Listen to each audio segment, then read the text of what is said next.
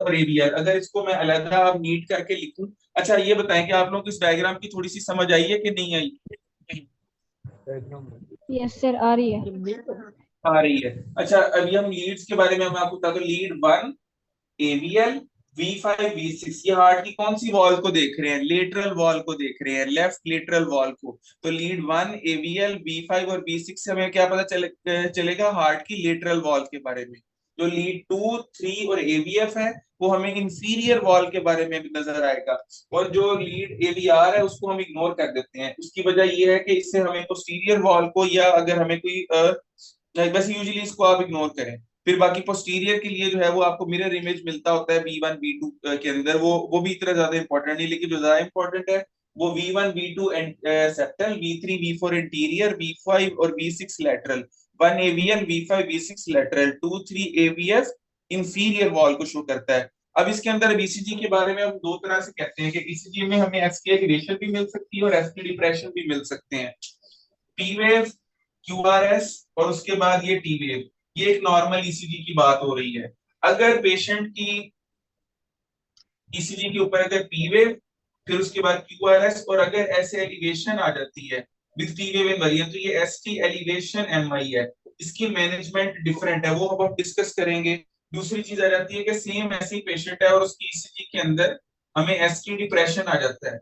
यानी ये देखें, अगर एक बेस लाइन से 2 मिलीमीटर अगर नीचे आपको मिलता है तो ये है non S T elevation MI, जिसको हम कहते हैं नॉन एस टी एलिवेशन एनस्टेमी भी कहते हैं। तो ये चीजें हम इनके बारे में अब ईसीजी को थोड़ा सा डिस्कस करेंगे। बाकी अगर ये चीजें जिस जिस लीड्स में आएगी फिर हमें ये पता चलेगा कि कौन कौन सी वॉल इन्वॉल्व है। जैसे अगर इंफीरियर वॉल एमआई है तो right coronary artery main involve होती है। अगर पेशेंट की एंटीरियर है तो फिर अगर ये सेप्टल इन्वॉल्वमेंट है तो फिर हम कौन सी सोचते हैं? लेफ्ट एंटीरियर डिसेंडिंग, क्योंकि वो anterior two third of interventricular septum और एंटीरियर वॉल को जो है वो सप्लाई कर रही होती है।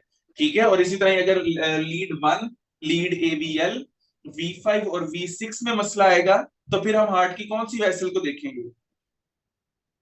Lateral wall. अगर लेटरल वॉल का इस्कीमिया होता है तो कौन सी ब्लड वेसल इन्वॉल्व होती है? Left circumflex. Left circumflex. Left circumflex, बिल्कुल शाबाश, आपने बिल्कुल सही आंसर दिया। और अगर पोस्टीरियर अगर वॉल इन्वॉल्व होगी तो फिर हम कौन सी देखेंगे? Posterior descending artery. अब ये बातें आप लोगों को थोड़ी सी इस डायग्राम से क्लियर हुई हैं कि नहीं हुई? आगे चलें। Yes sir. चलें आगे हम चलते हैं इनकी मैनेजमेंट पे। अब मैनेजमेंट के अंदर आपसे सवाल पूछा जाएगा कि कौन कौन सी ऐसी ड्रग्स हैं जिनका मोर्टेलिटी बेनिफिट है। अब हम कोरोनरी आर्टरी डिजीज के ऊपर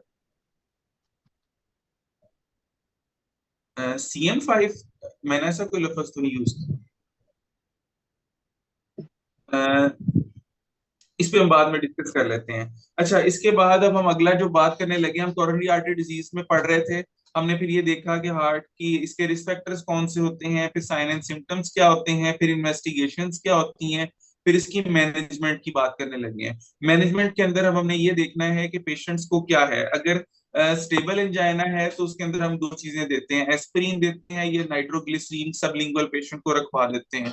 ठीक है। अगर सिम्टम्स इंप्रूव नहीं हो रहे होते पहले तो उसे रेस्ट करवाते हैं और उसके बाद फिर हम पेशेंट को देख लेते हैं। लेकिन अगर अनस्टेबल एंजाइना या अगर पेशेंट को फर्दर क्रॉनिक यानी कि कोरोनरी आर्टरी डिजीज डॉक्यूमेंट हो चुकी है तो फिर हमने पेशेंट को क्या क्या ड्रग्स देनी है, ये इंपॉर्टेंट है। फिर इसके अंदर दूसरी इंपॉर्टेंट बात आ जाती है कि कौन कौन सी ड्रग्स हैं जिनका मोर्टेलिटी बेनिफिट है, यानी ऐसी दवाइयां जिससे देने से पेशेंट की लाइफ एक्सपेक्टेंसी इंक्रीज होती है।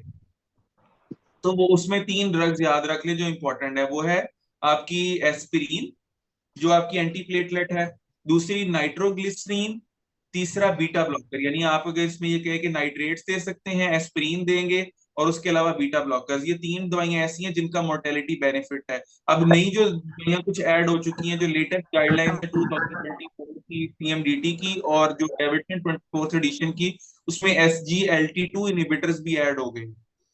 जो SGLT2 हम डायबिटीज मेलाइटिस के अंदर देते थे ना, जो डेपा या एम्पाग्लाइफ्लोजिन डेपाग्लाइफ्लोजिन, अब ये कार्डिक के अंदर पेशेंट्स के अंदर भी मोर्टेलिटी बेनिफिट के अंदर इनका रोल है। चौथी जो ड्रग है एस इनहिबिटर्स हैं या ARBs हैं, इनका भी मोर्टेलिटी बेनिफिट के अंदर रोल है। तो ये चार पांच चीजें हैं जो आप लोगों को पता होनी चाहिए कि किनका मोर्टेलिटी बेनिफिट है। एस्पिरिन, कादी वसीम बलोच। मोर्टेलिटी बेनिफिट बेनिफिट है, नाइट्रेट्स का बेनिफिट है, उसके अलावा पेशेंट आपके बीटा ब्लॉकर्स का बेनिफिट है, एस इनहिबिटर्स का बेनिफिट है।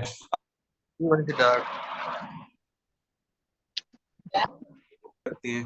सबसे पहले तो मैंने आपको कहा कोई भी पेशेंट एमआई के साथ आता है इमरजेंसी में, हम उसे क्या देते थे, डिस्प्रिन की टैबलेट देते थे। ठीक है, इमरजेंसी आता है मेरे पास चेस्ट पेन के साथ, मैकेनिज्म आपका किसका एक्सप्लेन करना चाह रहे हैं मुझे बता दें, मैं वो एक्सप्लेन कर देता हूँ।